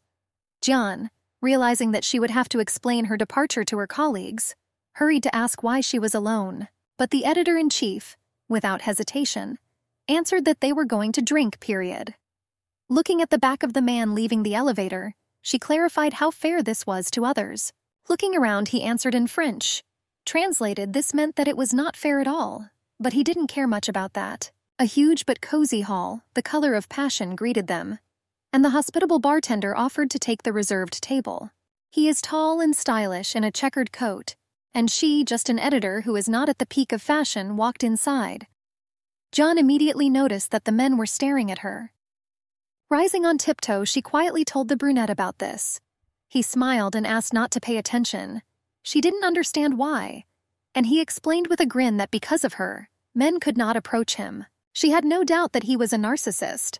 Well, of course, how could she be noticed in his shadow, the girl reasoned. What happened next looked funny and unpleasant at the same time. Several men, looking with interest at the strange couple, did not understand how to act. Having sat down at the bar and ordered alcohol, she hastened to ask a question about how often the editor-in-chief visits this kind of establishment. And he calmly, without any embarrassment, answered that a couple of times a year. This answer seemed strange, but he explained that he is in this state twice a year. Zhuang didn't yet understand what he was talking about, but she hoped that she would figure it out. Resting her chin in her hand, the brown-haired woman looked at her interlocutor with a smile. She asked whether he noticed or not what was the difference between this meeting and the one in Paris. After all, today the brunette answered all her questions honestly and without hesitation. Perhaps such an atmosphere contributed to frankness. Unlike Paris, where all questions ended with one expression, no comment was his only answer. The memories again made the man upset. These days only alcohol and an interlocutor helped him. Sitting next to a gentle and beautiful girl, he thought about the birthday of the one he would never see again. He noticed that the day before her holiday he was not himself. Taking a sip of the drink, the brunette realized that his heart and mind were leaving him. The man felt completely empty, as if an invisible program was controlling his emotions. Looking at the editor-in-chief, Jian realized that not everything was in order, and he thought that he needed to pretend that everything was fine and hide the pain. But alcohol, when it began to act, alleviated mental suffering. Hyunmin felt that the overwhelming depression was receding, and the curious editor, plucking up the courage, asked him whether he had friends or not. Looking reproachfully at the girl, he noted that back in Paris he realized that the brown-haired girl liked to ask awkward questions. Why did she decide that he had no friends? Hyunmin hastened to clarify, but the girl said that he misunderstood her. With her hands folded and her chin resting on them, Jian reasoned. It seemed to her that people usually share their emotions with loved ones. So the brown-haired girl tried to understand what she was doing in the bar. Tightly clutching the half-empty glass, the brunette noted with grief that the girl did not know why he was like this today. But having cheered up and looking tenderly at Jian, he uttered words that his companion had never expected to hear. He felt comfortable with her, he noted. The girl peering into his eyes finally noticed that he could be normal when he wanted, and it seemed to her drunken brain that he was smiling more often today. And this made her very happy. Her hand automatically touched the man's cheek. A warm and gentle palm slid over the clean-shaven skin and made the man shudder. Turning his beautiful eyes in her direction, the brunette was interested in whether she was drunk or not. It was déjà vu. Gently wrapping his hand in his own, he leaned closer to the girl. Smiling and addressing her formally, he asserted that today the editor-in-chief did not intend to do anything with her. With a sly smile, looking at the girl with whom he spent the night in Paris, he reminded that he had not forgotten anything. And she, laughing, said that he probably remembers that she ran away, because this fact was becoming a legend. He enjoyed her touch. John was the one with whom he, without expecting it, found solace on this sad day for memories. Yes, she did not refuse that she seduced him in Paris. She really wanted to numb the pain of breaking up with her boyfriend and how she was fooled on the embankment. But now the editor simply wanted, in a human way, to support and console the brunette who was invading her life. But her presence really calmed him, he noted. Although she did not know the true reason for his worries, John was overcome with a surge of compassion. Not knowing why, but it seemed to her that Hyunmin needed her now, and he felt such a warm, long-forgotten feeling, squeezing her small palm in his hand, enjoying the warmth. There was something surprisingly familiar to him about this care and tenderness. It felt like Suli was nearby. A wave of warmth developing inside filled the void that had lived in him for years. Suddenly, unexpectedly for himself, he gently pressed her hand to his lips, closing his eyes in pleasure. And John felt slightly embarrassed in response. Opening his eyes, the editor-in-chief noticed that they do this in Europe. In Europe, the brown-haired woman said quietly, blushing and feeling the inner warmth developing inside her body. Without taking his lips off her hand, he said that people do this as a sign of gratitude. This moment was so intimate that words were unnecessary. Hyunmin felt that his life had already changed with the arrival of this fragile girl. Is life still capable of giving moments of happiness? even when everything is already lost? The alarm clock persistently greeted the coming morning and hurried to inform its owner that new things and projects awaited her. Buried in the pillow, John could not raise her head. It seemed that the night had passed her by. Feeling tired, she looked at the time with regret. The brown-haired girl wanted to stay at home, but it was time to go to work. For a minute, abstracting herself from her state, the editor remembered Henman. I wonder how he got home, the girl thought. After all, the night before, his stupid and funny question, before departure, plunged her into a stupor. Leaving the cafe and getting into a taxi, he asked if she would really like to go to him. It was impossible to imagine a stupider question, but what could you expect from a drunken boss? The girl, stepping back half a step, said that no, it seemed to him. Looking out the car window, she wanted to add something, but his strange behavior discouraged any desire. The editor-in-chief was terribly drunk, but today, leaving the apartment and remembering that situation, the girl tried to justify Hyunmin. He probably wanted to rest, the editor thought, and my head kept hurting, reminding me that there was too much alcohol. But the friendly voice of the handsome red-haired man was in a hurry to stop her in the hall. The young man, with a charming smile and a baby in his arms, was clearly happy with Jian. Calling the guy the deputy director of the clinic, the brown-haired woman greeted him back. But she also didn't forget to greet Suli affectionately. But the guy didn't want her to address her formally, demanding that she call him by name. Having asked Suli to say hello to the girl, whom he called little sister, his goal was for the girl to make friends with the brown-haired girl. But the little girl, clearly in no mood, turned away from Zhuang with a pout. Looking at his daughter, he noted that she was often not friendly in the morning. The editor understood her, especially this morning. At the same time entering the elevator, the girl wondered where his boyfriend was. But having corrected herself, remembering the previous conversation, she clarified that she was a friend. Without hiding the circumstances, the doctor said that he had drunk too much the night before and was now sleeping it off. Covering her mouth with her hands, the brown-haired woman laughed. She understood that he would be late for work, although she herself did not want to go to it at all. What a coincidence, John thought. The doctor agreed with her. And to her subsequent question why he didn't wake him up, he answered that he didn't interfere in his affairs. A strange family, the girl thought. But she only said that they were still that couple. But what the editor heard the next moment made her turn around and look carefully at the guy. After all, he was angry that Jian called them that. The girl now did not understand anything at all, and her cracking head refused to serve as an assistant. And Shen reminded her that they had already discussed this. And again he asked not to call them a couple anymore. Coming out of the elevator, the guy kindly offered to give her a ride to work. But she, thanks, refused.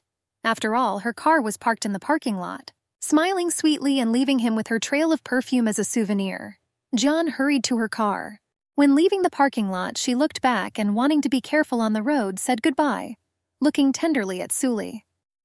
Looking longingly after the departed girl, he realized that his interest in her was growing stronger and stronger.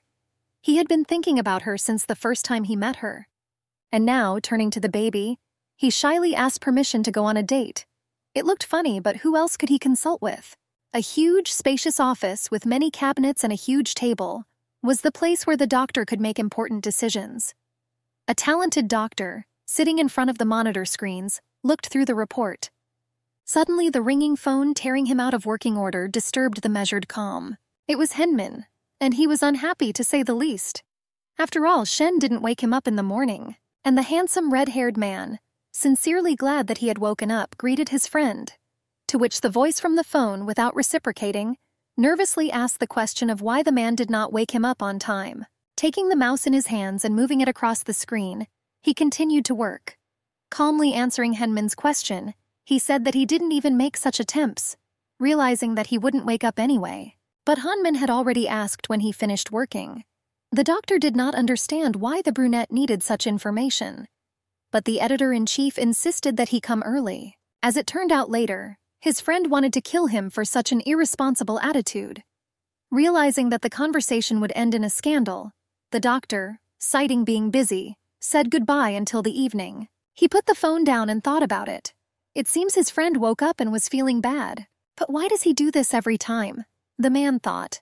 This day was like a barrier between Henman's past and present, and the date that the doctor noted on the calendar was highlighted with a red circle from year to year. A new day for Hyunmin began with a discussion of a serious project. After all, the grandiose event dedicated to the silver anniversary of Podium magazine was supposed to take place at the highest level. A work colleague monitoring the project already said that famous brands wanted to cooperate with them. She was in a hurry to select a couple, and the cheerful Lee, addressing those present, reported that he was cooperating with several companies regarding schedule and cost. But the next moment, the emotional guy, switching to another topic and announcing the news, was already in a hurry to share it with interested colleagues. As it turned out, he discovered that the editor-in-chief was the son of the company president. Worried, Zhuang reasoned that it was now clear why he left his previous job. Most likely, he would become the new president. But the opened glass door was already letting a man into the room who was supposed to be present at the meeting. But it seems that no one was waiting for him. The guy, carried away by his reasoning, continued to present information, and the colleagues sitting next to him looked with fear at the man who stood behind him. If the editor-in-chief's mother had not held such a position, the upstart continued, then he certainly would not have been so arrogant. Being in the spotlight, he did not understand the gestures that his colleagues sent him. He believed that the brunette who won the lucky ticket in this life was not only talented and handsome, but also rich thanks to his mother. Saying that this was too much for one person, he looked at Jian. But the girl, already officially addressing him, tried to stop this verbal fountain. But, as it turned out, he did not finish. And although her colleagues, trying to save the guy from himself, raised topical, personal topics, he still couldn't stop. Interrupting them, he was about to add a couple more barbs to Hyunmin when he heard a voice behind him. Realizing that he was embarrassed again thanks to his long tongue, he swore. But the editor-in-chief, at that moment, squinting at the guy, said that he was ready to listen to everything that he thought about him. So the guy thinks that his mother is the president of the podium, he clarified, looking cheerfully at the frightened guy. Because of Lee Quebec, everyone knew his secret, he added, although the brunette himself had just found out about it. Raising his hand to the guy's face, the editor-in-chief simulated the situation he was describing. So Lee thought that he could burst into the president's office and call her mom, the brunette asked. The young man, embarrassedly making excuses, already regretted that he had been unrestrained. But the editor-in-chief, straightening his shirt collar, reminded the insolent man that he could say anything behind his back, and had the right to do so. But Hyunmin asked the blushing Lee not to forget about his responsibilities to the company. It looked like an exemplary punishment that was done professionally. Glancing at Jian, who was watching the unusual situation with bated breath, the brunette asked to come into his office. The expression on his face did not bode well. And realizing how much was drunk in the evening, the brown-haired woman could only imagine how the man felt. The glass door with the sign editor-in-chief in real life did not promise anything good. Moreover, the girl understood the mood of the person who owned the office. Crossing the space, she was already approaching the work table, littered with things and accessories. It was noticeable that the man leaning against the surface of the table was thinking intensely. Without turning around, he beckoned her to him with his finger. A strange sign, she thought, but did not object. Approaching him and examining the objects, the brown-haired girl did not understand what the editor-in-chief wanted from her. But the readiness to help the boss was visible in her gaze. Checking with Jian about how the project with the firefighters was progressing, he was convinced that everything was going according to plan. The interview should take place next Monday, the girl reported. After all, it will be held in Kay's studio, Hyunmin asked, knowing a positive answer. But the editor only confirmed his words. He was looking forward to the upcoming meeting, the man concluded. But the girl was not entirely sure of the veracity of his words. It seemed to her that he simply did not understand where to start the conversation. But not even a minute had passed before Hyunmin, forgetting about the firefighters, was already asking her to be a model for his new ideas. Putting a fur coat the color of a dusty rose on the girl, he hugged her with his arms and gazed intently into her eyes. Not understanding how to react, the brown-haired girl looked at the boss with interest, waiting for him to continue. And the man, clasping his chin in his hands, looked thoughtfully through her. At that moment, he looked like an artist. The images emerging in his head were like puzzle pieces that he was trying to assemble. Reaching into the suitcase with accessories, he took out elegant earrings. The brunette thought they would be perfect for the editor. Putting earrings on her small ears, Hyunmin carefully watched the girl. And Jian, without looking away as if hypnotized, looked at him in response. He liked the girl's image. Moreover, after thinking, he said that it was beautiful. But the girl, taking the compliment personally, asked about it. Did he really say how good she was? But after a minute, John realized that he was delighted only with his excellent taste. And Hyunmin was in a hurry to confirm her assumptions. He talked about the image of the girl, as always, not seeing her in it. Having gotten rid of illusions and blushing, she accepted his choice. With his arms folded across his chest and leaning on the table, the man reasoned. He believed that such combinations would be quite acceptable on the December cover. Reveling in his rightness, he demanded confirmation. But John, realizing that she didn't really understand this, advised him to call the deputy editor-in-chief. He didn't understand why. The editor, worried, explained that usually new images for covers are coordinated with her. However, the brunette stubbornly wanted to know her opinion. Her brain did not want to accept the current situation. But clutching the notebook tightly to her chest, she assumed that perhaps the editor-in-chief was checking her. Having squeezed out that it would be nice, she lowered her eyes. But Hyunmin, changing his tone, already said that he did not offer her to go to lunch, but wanted to hear the verdict. Pulling herself together, the girl said that she didn't like it. And that's all, he clarified. No, nothing more. Without taking his eyes off her, he said that in fact the outfit was completely inappropriate. He was silent for a second, and when he continued, he spoke about Jian's old-fashionedness, thus leaving her completely speechless. Looking sideways at the editor, he reminded her that she had said earlier that he had made a good choice. So she lied, the brunette clarified. And John, in her defense, could only say that this is a problem for all Koreans. Well, of course, the boss noted with sarcasm, because it's a big sin to go against your superiors. And there was no one to blame for this, he thought thoughtfully. But perhaps the entire Korean society. Heading to his chair, the brunette was upset. It looks like he was writing the girl off. Leaning on the armrest, the editor-in-chief pronounced a verdict. Speaking of which, if there was an interview now, she would fail miserably. Chaotically flipping through the magazine, he claimed that he would tell the brown-haired woman to forget about becoming an editor. Placing his hand on the publication, as if taking an oath in court, he probably wanted John to agree with his conclusions. How could such an editor help readers? He asked the upset girl. The absence of one's own opinion is completely unacceptable in such a profession, the boss stated. Carefully observing Jian, he recommended forgetting their conversation. After all, he didn't expect anything else from her. Everything was clear to him. Hyunmin let the girl go, advising her to work on herself. And the upset brown-haired girl, as always, was surprised at how quickly he could change. She bowed and said goodbye. But the idea is that in order to scare everyone, a person like Hyunmin only needs to look piercingly and say a few words, and doing it absolutely without straining. The monotonous hum of the mixer calmed and relaxed her. She loved desserts, and today she decided to try something new. The fluffy cream delighted the novice pastry chef.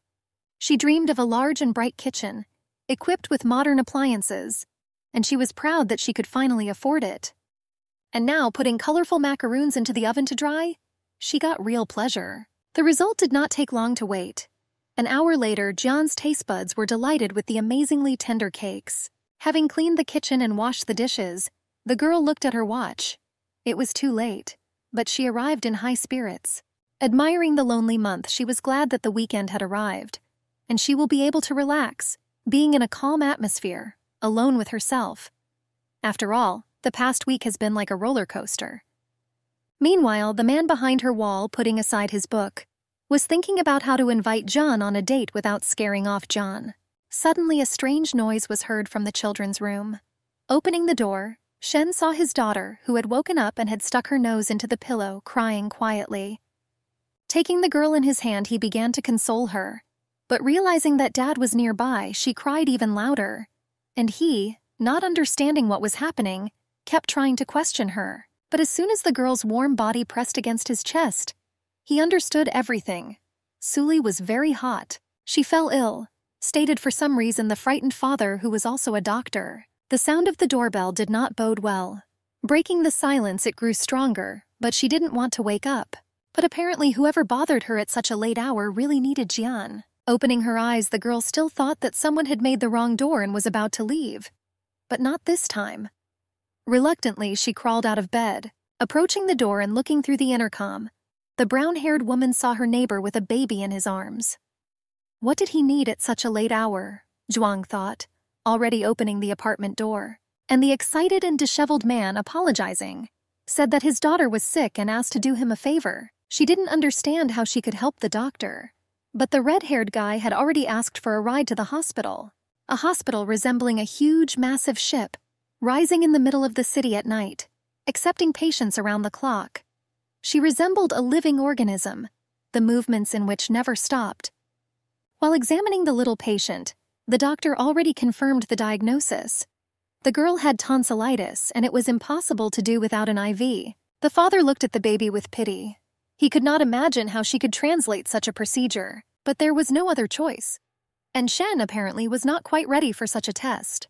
Holding Suli tighter to himself, he quietly said that she needed her dad so much, and he could not help her. Leaving the girl in the care of the medical staff, he sat alone in the corridor, upset and thoughtful. Closing his eyes, he remembered the one who unwittingly made him a father. After all, the baby's real father ordered her to be abandoned. But the girl's mother, a strong and brave woman, did not agree with this decision. She decided to raise the child on her own. Being in the last months of pregnancy, she understood that she had enough resources to raise a girl. Even without my father's participation, the only thing she was worried about was not getting a scolding from her mother. The woman was cheerful and energetic, and also had a wonderful sense of humor. But something irreparable happened. Suli's mother suddenly passed away. She was Shin's sister, and before his death he promised her that he would raise Suli. That's how they became a family with their niece. But the voice of a loved one, calling out to the handsome red-haired man, pulled him out of difficult memories. The doctor was delighted to see Hyunmin, and he came up and inquired about the girl's condition. He quickly told him that the girl fell ill with tonsillitis, and the doctors were doing everything to help her and bring down her temperature. The editor-in-chief was clearly worried. After all, like Shen, he loved his baby very much.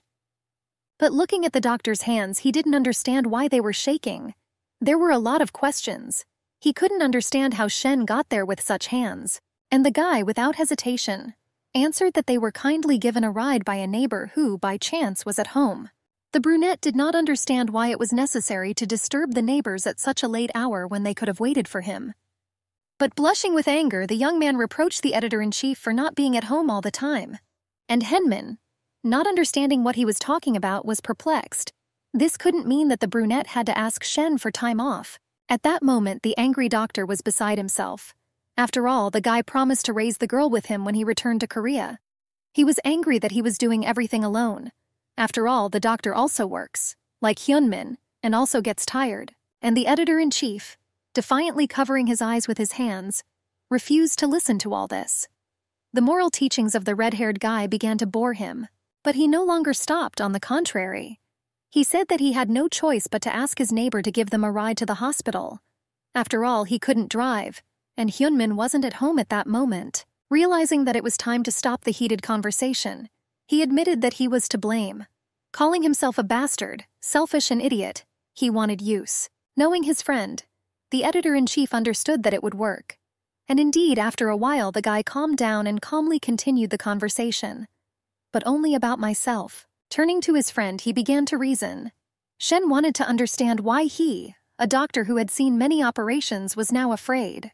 Why can't he pull himself together and stop the trembling in his hands? The brunette asked. But looking at his friend, he suddenly realized that Haijun was only pretending to be okay. In fact, the passing of his sister and responsibility for his niece greatly undermined his morale. But changing the tone of his voice, the editor-in-chief asked to stop shaking, because it was just tonsillitis. Shen was starting to annoy him, and the brunette could no longer look at the tremor of his limbs, which he could not stop. Firmly grabbing the guy's hand, he once again asked him to pull himself together and relax. But the red-haired guy, looking at his friend with frightened eyes, made it clear that he could not cope with his emotions. Everything will be fine with Suli, Hyunmin assured, and they will hear her wonderful, ringing laughter again. He couldn't believe that on Saturday night he would be holding hands with Shen, and not with his lover, the brunette added. Before he could finish his sentence, he heard iron cans from a machine gun falling at his feet with a piercing sound, breaking the silence of the hospital. What was happening? The man tried to understand. Looking up at the one who brought them, Jian stood in front of them, and it didn't seem to him. Frozen in the position in which she was holding cans of energy drink, she, without taking her eyes off, looked at a couple of men. There was a question in the brunette's eyes. how the brown-haired girl found out that he was in the hospital. But it seemed that the girl, who did not expect to see Hyunmin with the red-haired guy, was completely speechless, and what was going on in her soul could not be described in words. Having come to her senses, all she could do was say his position. Men holding hands with strange reputations no longer aroused her trust. Shen spoke first. Realizing that the girl had named his position, he suspected that the two knew each other. But the brunette ahead of Shen was already asking her how he knew Miss John Yu. To which the red-haired handsome man calmly replied that it was their neighbor. Now it's the brunette's turn to worry. After all, he remembered what far-fetched information the girl had. After all, in the entrance hall in which they lived, an elderly lady persistently dispelled rumors that this was a gay couple, and the doctor told him about this at dinner.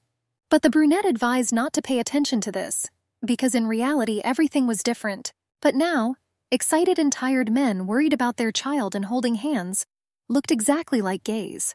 And John, finally understanding what was happening, turned to the editor-in-chief. Worried and holding her chin to give confidence, she asked strange questions regarding his sexuality. Realizing that he needed to explain himself, he asked the girl to go out into the corridor. Wanting to dispel her doubts and bewilderments, the brunette was already coming up with a speech. But as soon as he started talking, she, not wanting to listen, abruptly interrupted the conversation, putting her hand forward. The man, who did not expect such courage, fell silent. And the brown-haired woman has already said that he is not obliged to explain anything to her. Nothing binds them. And a random night in Paris does not oblige you to report to her at all. Then why was she so upset? The clearly upset man wondered.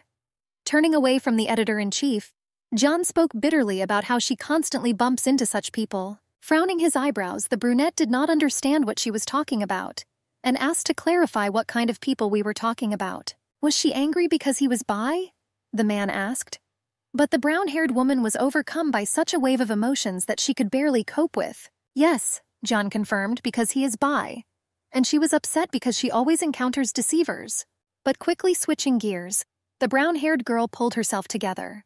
With her hands folded in front of her chest, she looked militant. But there was a small nuance. In front of her stood an absolutely accomplished man, who, when his name was mentioned in such a tone, could not react otherwise than to stop attempts to humiliate him. Looking at the dissatisfied girl, he asked for 10 minutes to have a serious conversation with her.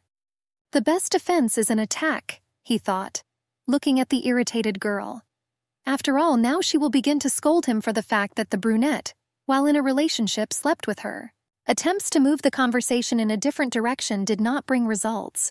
Moreover, the editor didn't even give him the opportunity to get a word in. Without stopping his attempts, he interrupted her and addressed her formally.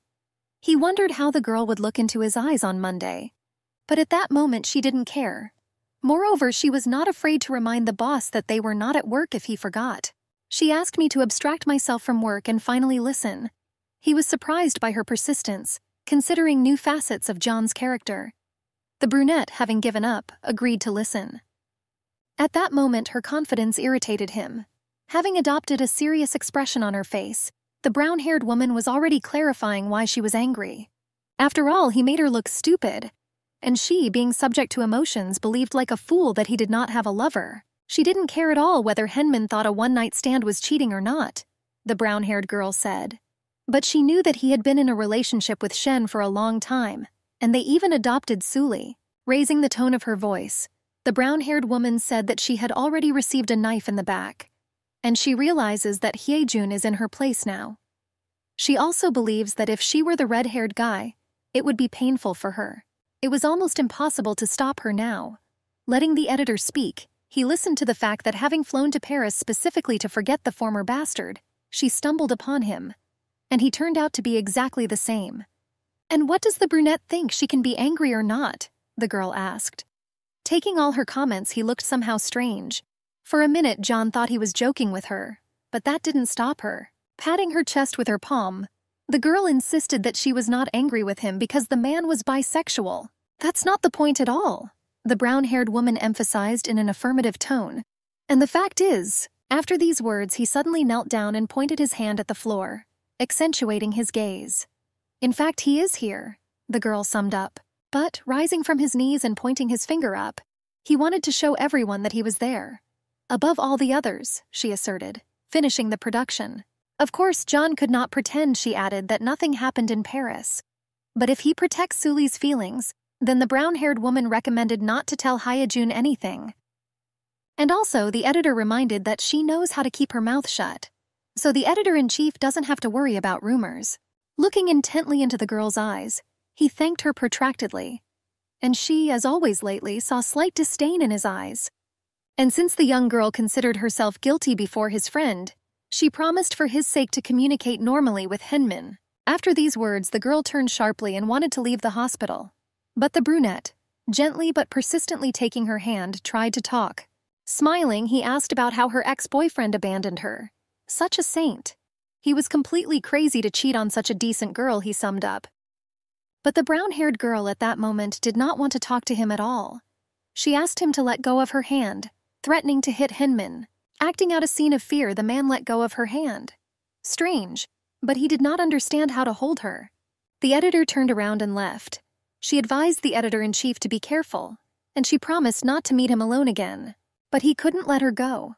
Drawing the girl into the dialogue again, he asked in which country it is customary to first express everything, and then simply leave. Well, what is this? She thought. He is just a monster who holds her with some invisible threads. He really wanted to understand. The man asked ironically where she learned this. Turning around, John looked at him indignantly, and the brunette urged her to listen to the end. After all, they are raising Suli together, and the guy is just his friend, or rather a family member. And most importantly, they are heterosexuals. She really wanted to believe it. Or did the brown-haired woman want him to prove it to her? The editor-in-chief asked, approaching and looking into her beautiful eyes. She wanted to understand what else the editor-in-chief had come up with, realizing that he was capable of much. John did not understand what the man wanted to lie to her about. Taking off his jacket, the man draped it over her shoulders. The girl was dumbfounded, and Hyunmin, touching her body, felt the brown-haired woman trembling, but not from cold but from anger, not understanding when he would stop crossing the boundaries she had set.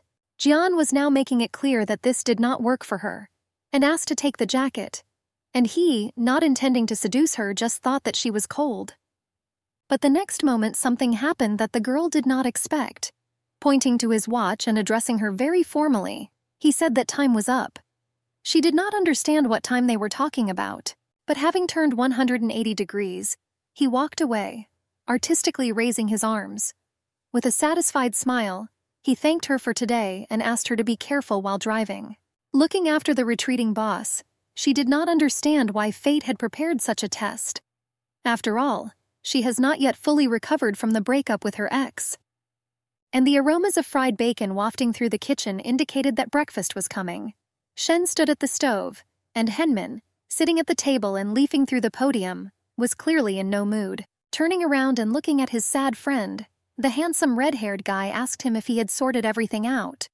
But the brunette did not immediately understand what he was talking about, or, as always, pretended that he did not understand. Serving scrambled eggs and bacon, he recalled the ambiguous situation with his neighbor. But Hyunmin reminded him that they discussed this. Everything is not as simple as it might seem. But Shen, not understanding the difficulties involved, instructed her to go and tell her the whole truth. The editor-in-chief, who had already done this, did not understand why it was necessary to discuss this again. And the doctor did not want Jian to think that they were a couple, because he liked the girl. Looking at the brunette with a downcast gaze, he reminded him that he had originally asked him to tell the truth about their relationship. The editor-in-chief was nervous. Not only was John pestering him, but now Shin had joined in. How did the doctor suggest talking about their relationship? Going and knocking on neighbors' doors, the brunette asked.